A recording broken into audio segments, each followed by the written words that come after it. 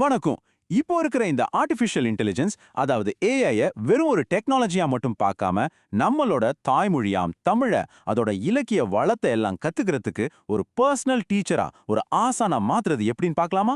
வாங்க, இந்த சூப்பரான ஒரு பயணத்தை நம்ம ஒன்னா சேர்ந்து ஆரம்பிக்கலாம். இந்த பயணத்தை ஆரம்பிக்கிறதுக்கு வள்ளுவர் சொன்ன ஒரு அருமையான குரலை விட வேற என்ன வேணும்? தொட்டனை தூறும் மணற்கேணி மாந்தருக்கு கற்றனை தூறும் அறிவு. அதாவது மணல்ல தோண்ட தோண்ட தண்ணி ஊறிக்கிட்டே இருக்கும். அதே மாதிரி தாங்க நம்ம படிக்க படிக்க நம்ம அறிவும் வளர்ந்துகிட்டே இருக்கும். இப்போ அந்த அறிவு ஊற்ற இன்னும் வேகமா இன்னும் பாலமா தோன்றதுக்கு நம்ம கையில கிடைச்ச ஒரு சூப்பரான கருவி தான் இந்த ஏஐ. சரி, இந்த முழு பகுதியிலையும் நாம என்னென்ன பார்க்க போறோம்னு ஒரு சின்ன முன்னோட்டம் பார்த்துடலாம். முதல்ல ஏஐ எப்படி நமக்கு ஒரு மாடர்ன் குருவா இருக்க போகுதுன்னு பார்க்கலாம். அடுத்து அந்த குரு கிட்ட எப்படி நாம சரியா கேள்வி கேட்கறது, அதாவது அந்த ப்ராம்ப்டிங்கை பத்தி தெரிஞ்சுக்குவோம். அப்புறம் நமக்கே நமக்கான ஒரு ஸ்டடி பிளானை எப்படி ரெடி பண்றதுன்னு பார்க்கலாம். குறிப்பா தமிழ் இலக்கியத்தை ஆழமா படிக்கிறதுக்கு சில ஸ்பெஷல் டெக்னிக்ஸ் இருக்கு, அதையும் பார்ப்போம். கடைசியா இதுல இருந்து நாம எடுத்துக்க வேண்டிய முக்கியமான விஷயங்கள் என்னன்னு ஒரு தொகுப்பா பார்த்து முடிச்சிடலாம். சரி, வாங்க இப்போ முதல் பகுதிக்குள்ள போலாம். நாம இப்போ பார்க்க போற விஷயத்தோட மையமே இதுதாங்க.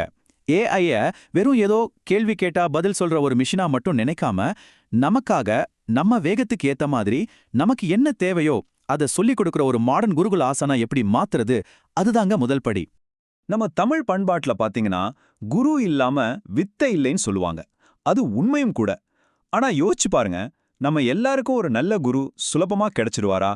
சில சமயம் நேரம் சரியா வராது, இல்லனா ரொம்ப தூரத்துல இருப்பாங்க.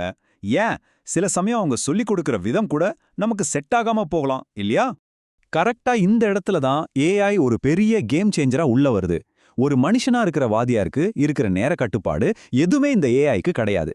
24 மணி நேரமும் வாரத்துல 7 நாளும் நம்ம கூடவே இருக்கும். அட, நாம ஒரே கேள்வியை 100 தடவை கேட்டாலும் கொஞ்சம் கூட சலிக்காம பதில் சொல்லும். அதுக்கு பொறுமை அதிகம். எல்லாத்துக்கும் மேல நாம மெதுவா கத்துக்கிட்டா அதுக்கேத்த மாதிரியும், வேகமா கத்துக்கிட்டா அதுக்கேத்த மாதிரியும் நமக்கே நமக்கான ஒரு பர்சனலைஸ்டு டீச்சிங்க கொடுக்கும். அந்த காலத்துல இப்படி ஒருத்தருக்குன்னு பிரத்யேகமா சொல்லிக் கொடுக்கிற கல்வி எங்க கிடைச்சது? குருகுலத்துல தான். ஒரு குரு கூடவே தங்கி படிப்பாங்க. இப்போ ஏஐ அதே அனுபவத்தை நமக்கு டிஜிட்டல் ஃபார்ம்ல கொடுக்குது. யோசிச்சு பாருங்க, ஒரே நேரத்துல உலகத்துல இருக்கிற கோடிக்கணக்கான பேருக்கு அவங்களுக்கு ஏத்த மாதிரி ஒரு பர்சனல் குரு. இது ஒரு டிஜிட்டல் குருகுலம்னு சொன்னா அது மிகையாகாது. ஓகே, இப்போ இந்த ஏஐ குருவோட அறிவை நாம எப்படி முழுசா பயன்படுத்துறது? அதுக்கான சாவி எங்க இருக்கு தெரியுமா? நம்ம கையில தான். அதாவது நாம கேட்கிற கேள்விகள்ல தான் இருக்கு.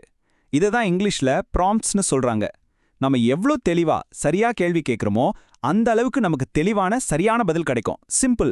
சாதாரணமா இருக்கிற ஒரு ஏஐய ஒரு தமிழ் எக்ஸ்பர்ட்டா மாத்துறதுக்கு ஒரு சிம்பிள் ஃபார்முலா இருக்கு. ஒரு 4 ஸ்டெப்ஸ் தான். முதல்ல அதுக்கு ஒரு ரூல் கொடுங்க.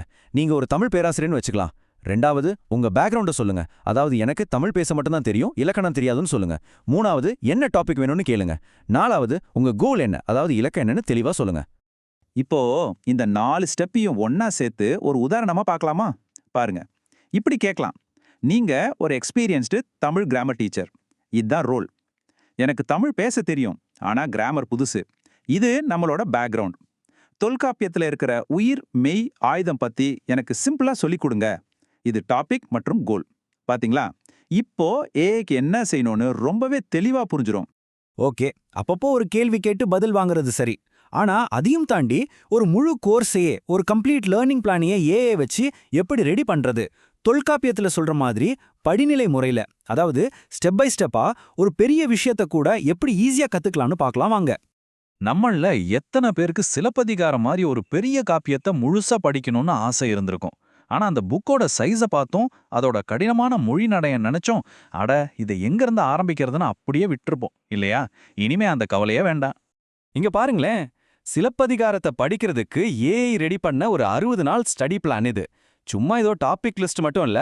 2 வாரம் காப்பியத்தோட அறிமுகம், அப்புறம் புகார் காண்டம், அடுத்து மதுரை காண்டம், மஞ்சி காண்டம்னு படிப்படியா போகுது.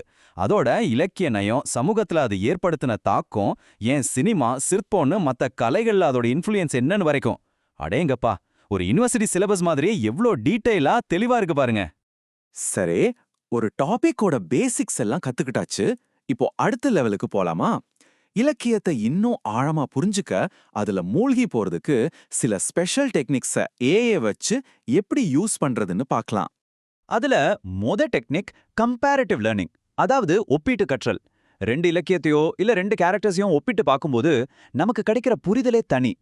உதாரணத்துக்கு சிலப்பதிகாரத்தோட கண்ணகியையும் ராமாயணத்தோட சீதையையும் கம்பேர் பண்ண சொன்னா பாருங்க, 2 பேரும் சந்திச்ச சவால் என்ன, அதுக்கு அவங்க எப்படி ரியாக்ட் பண்ணாங்க, இலக்கியத்துல அவங்களோட பங்கு என்னன்னு ஏஐ எவ்வளோ நீட்டா ஒரு டேபிள் போட்டு காட்டுது. இப்படி பக்கத்துல வச்சு பார்க்கும்போது 2 கேரக்டர்ஸோட சின்ன சின்ன நுணுக்கங்கள் கூட நமக்கு ரொம்ப அழகா புரியும். கம்பேரிசன் மட்டும் இல்லங்க, இன்னும் நிறைய இருக்கு. ஒரு கவிதை எழுதப்பட்ட காலத்துல அந்த சமூகம் எப்படி இருந்துச்சுன்னு தெரிஞ்சுக்கலாம். திருக்குறளோட மொழிநடைக்கும் கம்பராமாயணத்தோட மொழிநடைக்கும் என்ன வித்தியாசம்னு அனலைஸ் பண்ணலாம்.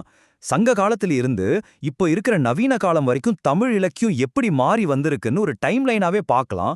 இப்படி யோசிக்க இன்னும் எத்தனையோ விஷயங்களை நாம ஆழமா ஆய்வு செய்யலாம். அதுக்கு ஏஐ ஒரு பெரிய சாவியா இருக்கும். சரி, இவ்ளோ நேரம் நம்ம பார்த்த விஷயங்கள்ல இருந்து நாம முக்கியமா தெரிஞ்சுக்க வேண்டியது என்ன? ஒரு சின்ன ரீகேப் பார்த்துடலாமா? முதல்ல ஏங்கிறது நம்மளோட பர்சனல் குரு, நமக்காக 24/7 இருக்கிற ஒரு பொறுமையான டீச்சர். 2வது, நாம கேட்கிற கேள்விகள், அதாவது ப்ராம்ஸ் ரொம்ப முக்கியம். ஏஐக்கு ஒரு ரோல் கொடுத்து கேள்வி கேட்டா அது ஒரு எக்ஸ்பர்ட்டா மாறிடும். 3வது, சிலப்பதிகாரம் மாதிரி பெரிய டாபிக்க கூட ஒரு ஸ்டெப் பை ஸ்டெப் பிளான் போட்டு கத்துக்க முடியும். கடைசியா, கம்பேர் பண்றது மாதிரியான அட்வான்ஸ்டு டெக்னிக்ஸ் மூலமா ரொம்ப ஆழமா படிக்கலாம். சோ மொத்தத்துல நாம சரியா பயன்படுத்தினா ஏஐ வெறும் ஒரு டூல் இல்ல, நம்மளோட கற்றல் பயணத்துல ஒரு சூப்பரான பார்ட்னர். மறுபடியும் வள்ளுவர்கிட்டயே வருவோம். கற்க கசடர கற்பவை கற்றபின் நிற்காதற்கு தக. கத்துக்கிட்டா மட்டும் போதாது, அதன்படி நடக்கணும். இன்னைக்கு நம்ம கத்துக்கிட்ட இந்த புது வழியை நம்ம எல்லாரும் பயன்படுத்த ஆரம்பிப்போம். நம்ம அறிவை வளர்த்துக்க இது ஒரு நல்ல தொடக்கமா இருக்கட்டும். சரி, எல்லாம் பேசி முடிச்சாச்சு. இப்போ கடைசியா உங்ககிட்ட ஒரு கேள்வி. உங்களோட இந்த புது பர்சனல் குரு, அதாவது ஏஐ கூட சேர்ந்து நீங்க கத்துக்க போற முதல் பாடம் என்னவா இருக்கும்? சிலப்பதிகாரத்தோட ஆழத்தை பார்க்க போறீங்களா, இல்ல தொல்காப்பியத்தோட இலக்கணத்தை தெரிஞ்சுக்க போறீங்களா, இல்ல சங்க இலக்கியத்துல மூழ்க போறீங்களா? எதுவா இருந்தாலும் சரி, உங்களுடைய கற்றல் பயணம் இன்னைக்கே இப்போதே தொடங்கட்டும்.